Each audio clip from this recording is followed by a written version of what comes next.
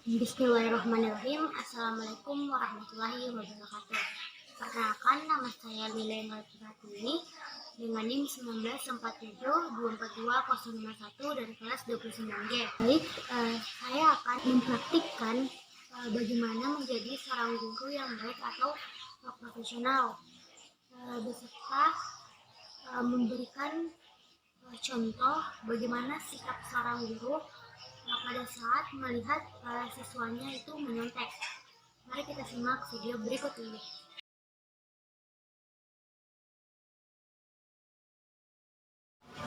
Assalamualaikum warahmatullahi wabarakatuh. Selamat pagi anak-anak.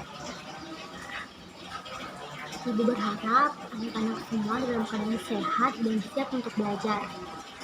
Nah, sebelum kita masuk ke pelajaran, terlebih dahulu kita berdoa. Biar dia yang pimpin doanya. Doa dimulai. Bismillahirrahmanirrahim. Rabbi zidni ilman warzuqni fahma. Nah, sekarang dengar ya namanya baik. Ibu akan mention satu-satu. Pertama itu Putri. Nah, yang kedua Rehan. Tiga Rifki. Empat Andika. 5 Fedi. Ya, alhamdulillah semuanya hadir. Nah, sekarang kita masuk ke materi. Nah, ada yang tahu materi apa yang akan kita pelajari pada hari ini? Ya, betul sekali, perkembangbiakan makhluk hidup. Ada yang tahu makhluk hidup itu apa saja sih? Nah, makhluk hidup itu ada hewan, ada tumbuhan, dan juga ada manusia. Nah, proses pertumbuhan dan perkembangan itu bukan hanya pada manusia saja, tetapi juga pada tumbuhan dan hewan. Nah, ada yang tahu bagaimana sih proses pertumbuhan dan perkembangan itu bisa terjadi? Kemudian, bagaimana ciri-ciri fisik dari anak laki-laki ataupun dari anak perempuan? Sekarang anak-anak semua dengar ya penjelasan ibu. Pasti anak-anak pernah mendengar tumbuhannya dari kecil dia sampai besar. Nah, itu yang disebut pertumbuhan, di mana dari tanaman itu masih kecil dia tumbuh menjadi besar, tumbuh menjadi tinggi. Nah, itu yang disebut sebagai pertumbuhan. Kita sebagai manusia dan pasti anak-anak semua juga tidak langsung seperti sekarang ini, tetapi melalui berbagai proses dari bayi, kemudian kanak-kanak, kemudian menjadi nantinya menjadi remaja, dewasa, dan akhirnya menjadi tua. Ya. Nah, pertumbuhan juga itu biasanya disertai dengan perubahan sikap, perilaku, dan gejala-gejala lainnya. Jadi terkadang itu semakin dewasa seseorang, maka dia juga akan berubah perilakunya, berubah sikapnya dia. Selain mengalami pertumbuhan, manusia juga mengalami perkembangan. Ciri-ciri perkembangan pada manusia contohnya adalah perubahan fisik pada anak laki-laki dan perempuan. Bagi anak-anak yang telah memasuki usia 12-13 tahun digolongkan sebagai remaja. Jadi anak-anak semua di sini tuh sudah termasuk ya. Nah, ada yang sudah berumur 12 tahun. Nah, pada remaja akan terjadi perubahan tubuh yang jelas pada dirinya. Perubahan ini dikenal sebagai sebutan masa puber. Jadi anak yang sudah berumur 12 tahun ke atas itu berarti sudah masuk masa puber. Secara umum, perubahan yang tampak adalah anak tersebut semakin cepat besar serta tumbuhnya rambut pada ketiak dan daerah kemaluan. Kemudian pada anak laki-laki akan terjadi perubahan suara, tumbuhnya kumis dan jakun. Kemudian pada anak perempuan payudaranya tumbuh dan terjadi datang bulan atau haid pada setiap bulannya. Nah, sekarang kita akan membahas lebih jauh bagaimana sih ciri-ciri perkembangan fisik pada manusia, baik itu laki-laki maupun perempuan. Pertama, kita akan membahas perkembangan fisik pada anak laki-laki. Saat berusia sekitar 12-13 tahun, seperti yang Ibu tadi jelaskan, maka sudah memasuki masa remaja. Masa remaja ini sering juga disebut sebagai masa pubertas.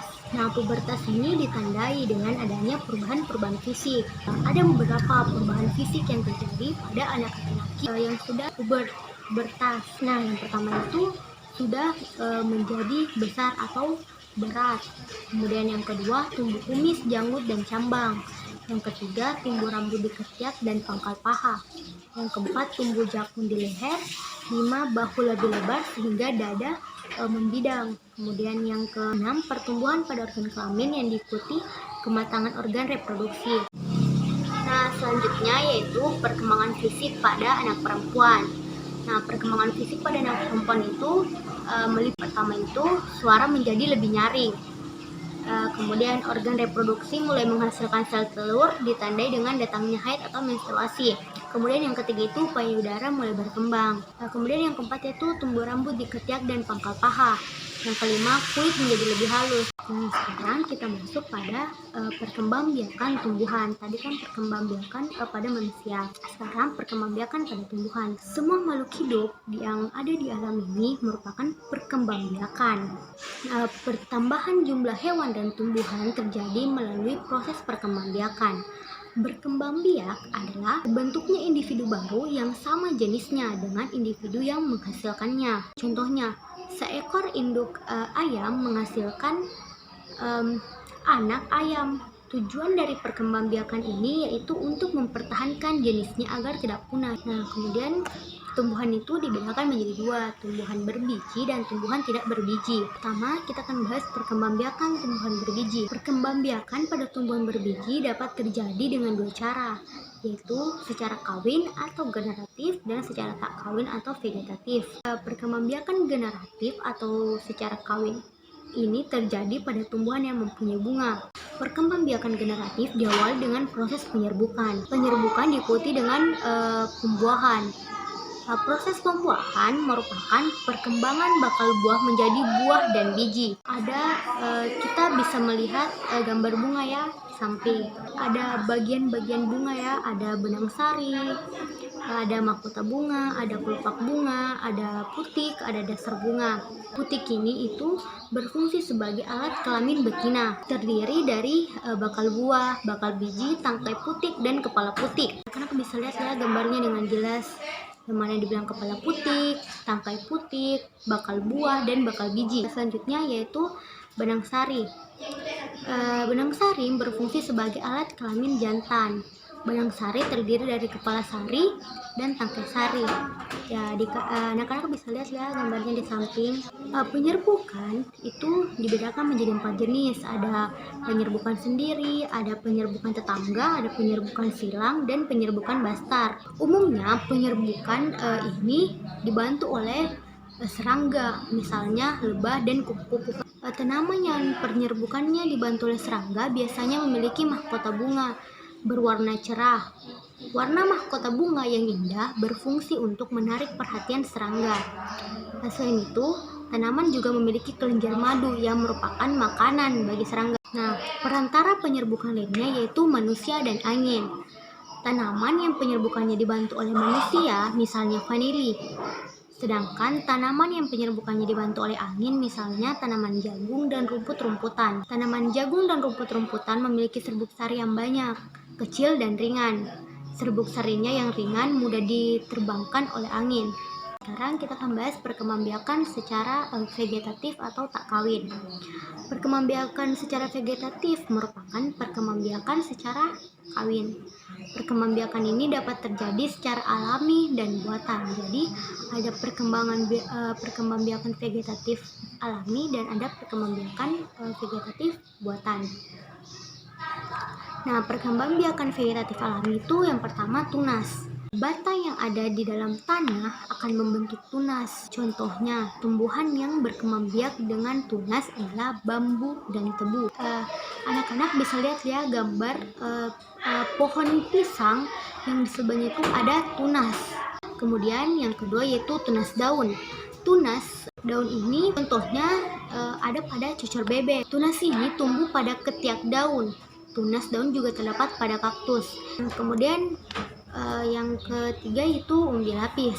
Umbi lapis merupakan umbi yang berlapis-lapis dan tumbuh tunas di tengahnya. Jadi umbi lapis ini juga memiliki tunas ya di tengah-tengahnya. Umbi lapis baru yang berasal dari ketiak keluar akan tumbuh membentuk tunas.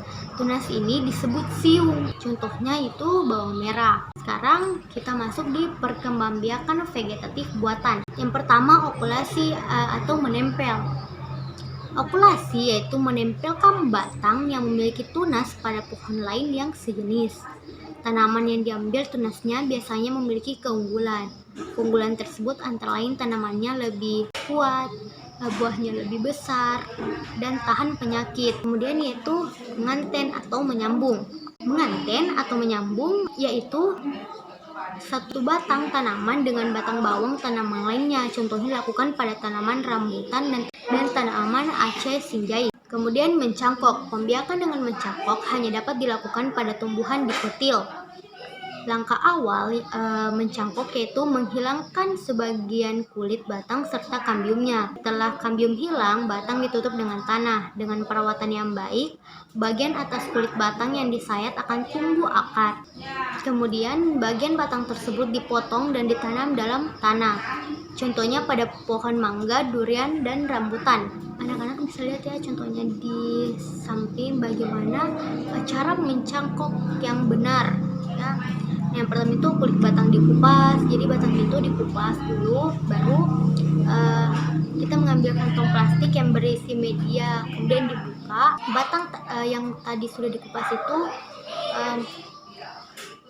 dimasukkan ke dalam kantong media. Nah, sekarang kita masuk pada perkembangbiakan hewan. Perkembangan hewan itu ada perkembangan hewan secara tak kawin dan juga secara kawin. Jadi ada dua juga ya, bukan hanya tumbuhan saja yang ada secara tak kawin atau secara kawin, tetapi juga pada hewan pun sama. Nah, perkembangbiakan secara vegetatif terjadi tanpa melalui proses pembuahan. Perkembangbiakan vegetatif pada hewan invertebrata meliputi tunas. Satu tunas berarti bukan hanya tumbuhan saja ya yang ada tunasnya, tetapi juga hewan. Contoh hewan yang berkembang biak dengan tunas yaitu hidra. Hidra yang sudah cukup tua dan besar membentuk tunas. Tunas ini kemudian lepas dari induknya dan berkembang menjadi individu baru. Nah, ada contohnya ya di sebelah. Nah, kita bisa lihat itu tunas hidra. Bagaimana sih hidra itu? Apa sih hidra itu? Ya, kita bisa lihat ya. Tunasnya itu seperti apa. Nah, kemudian membelah diri. Membelah diri adalah proses pembentukan individu baru melalui proses pembelahan diri. Pembelahan diri menghasilkan dua individu baru atau lebih. Contohnya hewan yang berkembang biak dengan membelah diri yaitu amuba dan paramecium. Ya, kita lihat ya contohnya di samping itu. Nah, kemudian spora. Oh, ternyata membelah diri dan spora itu tidak hanya terjadi pada tumbuhan juga, tetapi juga terjadi pada hewan. Nah, spora, hewan yang berkembang biak dengan membentuk spora contohnya Plasmodium. Nah, kemudian perkembangbiakan secara kawin atau generatif. Perkembangbiakan secara kawin pada hewan invertebrata meliputi anisogami. Anisogami yaitu peleburan dua sel kelamin yang berbeda bentuk dan ukurannya, misalnya pada hidra dan cacing tanah. Yang kedua yaitu konjugasi. Konjugasi merupakan perkawinan dua jenis individu yang belum dapat dibedakan jenis kelaminnya. Dua hewan sejenis bergabung atau konjungsi kemudian berpisah. Masing-masing bagian yang terpisah ini akan menjadi individu baru. Sekarang yaitu perkembangbiakan pada manusia. Perkembangbiakan pada manusia terjadi secara generatif. Perkembangbiakan secara generatif yaitu terjadi peleburan sel kelamin jantan dan sel kelamin betina. Sel kelamin jantan disebut sperma dan sel kelamin betina disebut ovum. Nah, apa tadi? Sel kelamin jantan disebut sperma dan sel kelamin betina disebut ovum. Di sini di sebelah ada alat reproduksi pria. Testis menghasilkan jutaan sperma setiap hari. Itu yang ada tulisan di bawahnya testis. Sperma bergerak di sepanjang saluran sperma atau vas deferens lalu keluar melalui penis. Kemudian alat reproduksi pada wanita yaitu ovarium. Ovarium melepaskan satu sel telur setiap bulan. Telur akan dibuahi bila bertemu dengan sperma. Pembuahan terjadi di sepanjang tuba falopi menuju uterus atau rahim. Ini ada gambar ya, seorang ibu yang hamil. 2 hari setelah pembuahan, sel telur telah membelah menjadi 4 sel. Sel-sel tersebut akan terus membelah hingga menjadi miliaran sel. Miliaran sel ini akan membentuk tubuh manusia. Bayi yang berusia 30-40 minggu sudah siap untuk dilahirkan. Beberapa minggu sebelumnya, ia berputar di dalam rahim. Selama proses kelahiran, otot dinding rahim mulai berkontraksi. Lapisan atau membran yang melubangi bayi pecah, atau membran yang menyelubungi bayi pecah. Pecahnya lapisan ini akan mendorong bayi keluar melalui vagina. Nah, sebelum kita mengakhiri pelajaran pada hari ini, Ibu mau kalian tulis di buku kalian masing-masing pemahaman kalian tentang materi pada hari ini. Apa-apa yang kalian pahami tentang materi pada hari ini. Jadi jangan menyontek ya, karena ini pemahaman dari anak-anak semua, pemahaman sendiri. Pasti pemahaman dari Putri dan Andika itu berbeda, pemahaman dari yang ini juga berbeda, kan pasti begitu. Jadi tidak boleh menyontek ya. Ibu beri waktu 10 menit ya. Kumpul tugasnya ya.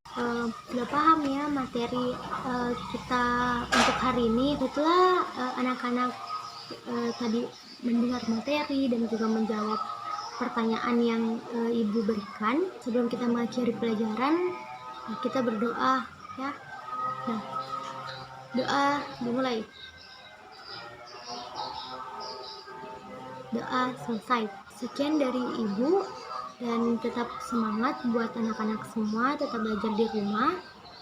Sekian, wassalamualaikum warahmatullahi wabarakatuh.